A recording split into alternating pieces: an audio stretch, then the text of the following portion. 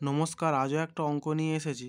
অঙ্কটা বলা আছে দুটি সংখ্যার বিয়োগফল 8 এবং তাদের যোগফলের 1/8 অংশ। যোগফলে কত অংশ? 1/8 অংশ। যোগফলের 1/8 অংশ 35। সংখ্যা দুটি হলো সংখ্যা দুটি কী কী? উত্তর হবে 144, 136। বিয়োগফল বললে 4, আর যোগফল কী বলে? যোগফলের 1/8 অংশ 35।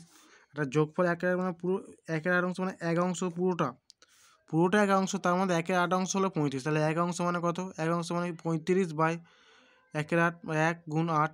তাহলে 8টা উপর, একটা নিচে থাকলো, 8টা উপরে চলে গেল নিয়ম অনুসারে। তাহলে 8 আর 35 গুণ করলে কত হয়? 280। 280 হলো যোগফল।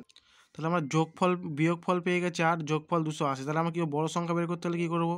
যোগফল প্লাস বিয়োগফল বাই 2, 280। আর বিয়োগফল ছোটো সংখ্যা বের করতে গেলে 280 মাইনাস আর যোগফল বিয়োগফল।